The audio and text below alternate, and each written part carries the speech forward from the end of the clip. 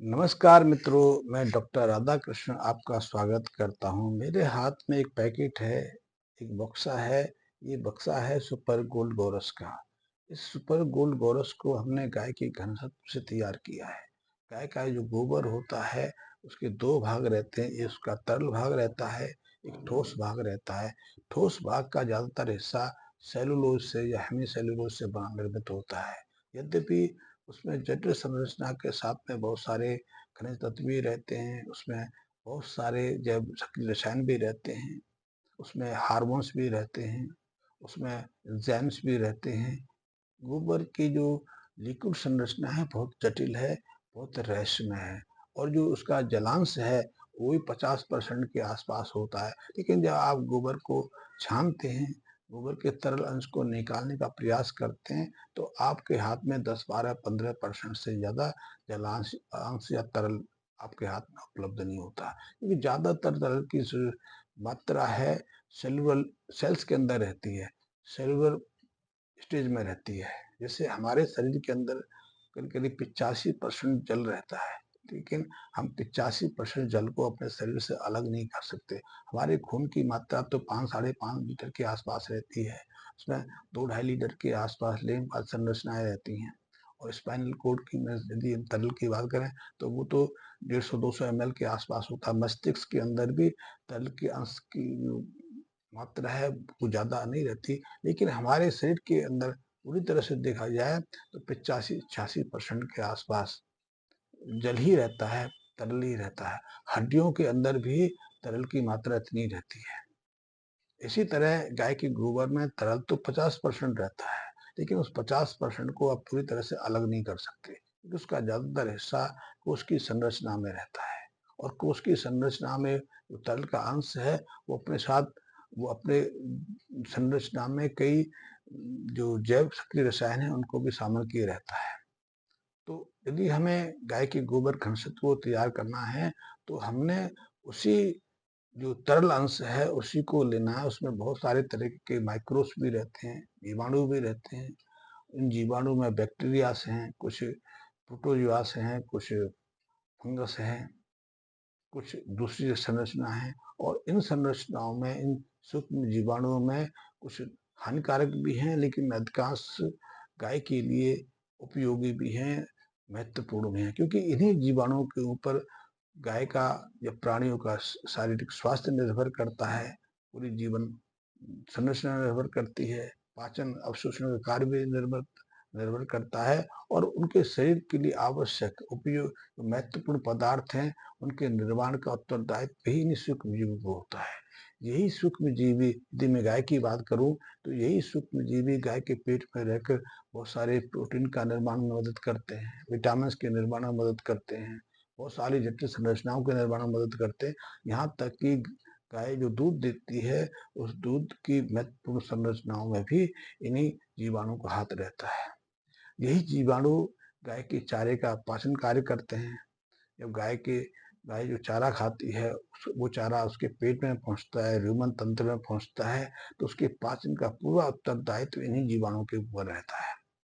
यही जीवाणु उसकी जुगाली के अंदर भी रहते हैं। आपने गाय को जुगाली करते देखा होगा। एक गाय दिन भर में करीब 9 घंटे के आसपास शांति से बैठकर जुगाली करती है, और प्रत्येक जुगाली में अपने जबड़ों को 40 से 45 बार घुमाती है। तो उस घुमाने से, जुगाली करने से उसके जो मुंह में झाग से निकल आते हैं, दूधी झाग पैदा होते हैं, उनका अधिकांश हिस्सा इन्हीं जीवाणु से निर्मित होता है। तो ये जीवाणु ही फिर उसके गले के माध्यम से, अन्न नलिका के माध्यम से उसके रुमन तंत्र में पहुंच के आगे इंटेस्टाइन में पहुंच के उसकी पाचन की प्रक्रिया को यथावत बनाए रखते हैं। लेकिन यही जीवाणु काफी संख्या में गोबर के साथ ही बाहर आते हैं। तो ये जीवाणु गाय के पेट के अंदर तो पाचन की क्रिया को सामान्य बनाए रखते ही हैं, उसके आहार के पाचन में महत्वपूर्ण भूमिका निभाते ही हैं। यही जीवाणु गोबर के साथ बाहर आके बाहर आने के बाद भी अपचित गोबर को पचाने का, सूक्ष्म कणों में विभाजित करने का कार्य करते हैं। तो गाय के गोबर में कार्बोहाइड्रेट, प्रोटीन, वसा आदि तो रहती है, प्रोटीन और खनिज तत्व तो रहते ही रहते हैं। लेकिन जब इन इन जटिल संरचनाओं का सूक्ष्मीकरण होता है, विभाजन होता है, जो खंडों में टूट-फूट होती है, गलन-सड़न होती है, तो काफ़ी मात्रा में कई जो खनिज तत्व हैं, वहाँ स्वतंत्र हो जाते हैं। इसमें प्रोटीन के पाचन से काफ़ी मात्रा में नाइट्रोजन पैदा होती है। ये नाइट्रोजन जब हमारे खेतों में पहुंचकर हमारे पेड़ पौधों को उपलब्ध होती है, तो पेड़ पौधों के विकास में महत्वपूर्ण भूमिका निभाती है, क्योंकि इसी नाइट्रोजन को पेड़ पौधे जमीन की जड़ से जमीन से ग्रहण करके अपने शरीर में पहुंचाते हैं, और फिर जो प्रकाश की उपस्थिति में ये फोटोसिंथेसिस की क्रिया होती है, जो प्रकाश संश्लेषण के साथ प्रकाश संश्लेषण का कार्य होता है, इसमें पेड़ पौधे वातावरण से कार्बन डाइऑक्साइड को सोख कर जल के साथ में उसकी अभिक्रिया करके और इसी सेलुलोज के माध्यम से उसको ग्लूकोज संरचना में बदलते हैं। यही ग्लूकोज संरचना आपस में जुड़कर जटिल कार्बोहाइड्रेट का रूप लेती हैं, और फिर इन्हीं कार्बोहाइड्रेट की संरचनाओं से दूसरे सूक्ष्म पोषक तत्व जैसे कि अमीनो एसिड्स हैं, वसा अम्ल हैं, या दूसरे खनिज तत्व में जुड़कर जटिल संरचनाओं का रूप लेती हैं। इससे उनका विकास होता है। तो आपने देखा होगा कि जब हमारे पेड़ों को, हमारे पौधों को जो पर्याप्त मात्रा में नाइट्रोजन उपलब्ध हो जाता है, तो 2-3 दिन के अंदर ही उनकी विकास गति अचानक बढ़ जाती है।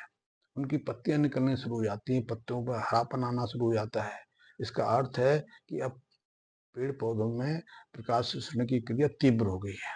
तो उस नाइट्रोजन को उपलब्ध कराने में भी गोबर के या मिट्टी के जीवाणु में महत्वपूर्ण भूमिका निभाते हैं, और वही जीवाणु हमने इस गोरस में अपने गोबर कणशत्व में सम्मिलित किए हैं। तो यदि हम इस गोरस का प्रयोग, इस गोबर कणशत्व का प्रयोग विशिष्ट प्रक्रिया से अपने खेतों में करते हैं, तो हम खेतों की जो उर्वरा शक्ति है, जो उसका उपजाऊपन है, जो जो उसकी जो मिट्टी की ताकत है, उसको बढ़ाने का प्रयास करते हैं।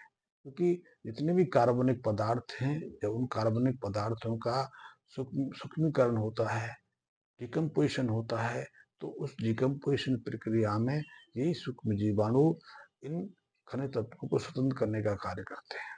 इससे बहुत मात्रा में नाइट्रोजन पैदा होती है, फास्फोरस पोटासियम पैदा होती है, सल्फर और जिंक पैदा होती है, मैग्नीशियम मैग्नीज पैदा होती है, क्रोमियम सिलिकॉन पैदा होती है। यहाँ तक कि इन कार्बनिक संरचनाओं में सबसे महत्वपूर्ण भूमिका निभाने वाला कार्बन भी काफी मात्रा में पैदा होता है, और यही कार्बन जब हमारी मिट्टी में पर्याप्त मात्रा में उपस्थित रहता है, तो फिर जीवाणु जो हैं, सूक्ष्म जो जीव हैं, ये भी सामान्य सक्रिय अवस्था में रहते हैं। इन ऑर्गेनिक कार्बन की उपस्थिति में, अनुपस्थिति में, इसकी कमी के दौरान जीवाणु भी निष्क्रिय पड़ जाते हैं, अपनी गतिविधि को सिकोड़ लेते हैं या फिर मृतप्राय हो जाते हैं। तो इन जीवाणु को सक्रिय करने के लिए, इनकी संख्या बढ़ाने के लिए, इनकी सक्रियता में वृद्धि करने के लिए, ये जो जो गाय के गोबर घनसत्व के जो जीवाणु हैं, या जैव रसायन हैं, जैव एंजाइम हैं, महत्वपूर्ण भूमिका निभाते हैं। तो एक साधारण सामान्य प्रक्रिया है कि हम हमारी मिट्टी में, हमारे खेत में, हमारे जंगल में यदि इन जीवाणु की संख्या पर्याप्त है, तो फिर किसी खाद की आवश्यकता नहीं होती, जैसे कि प्राकृतिक रूप से अब तक होता है। लेकिन अभी हमने विशेष क्रियाएं करके, विशेष पदार्थों को निर्मित करके, लालच बस ऐसे जहरीले रसायनों की उत्पादकता बढ़ा के इन जीवाणु को नष्ट करने का कार्य शुरू कर दिया है। इससे अब हमें आर्टिफिशियल तरीके से, कृत्रिम तरीके से इन जीवाणुओं को फिर से जिंदा करना पड़ रहा है, इनकी संख्या बढ़ानी पड़ रही है, ताकि हमारे खेत में, हमारी मिट्टी में उन जैविक पदार्थों की, उन पोषक तत्वों की आपूर्ति होती रहे। स्वभावतः इसकी आवश्यकता नहीं यदि हम प्राकृतिक जीवन जीते हैं। यदि हम प्राकृतिक जीवन त्याग कर प्राकृतिक जीवन शुरू कर देते हैं, तो फिर मुश्किल समस्याएं आती हैं।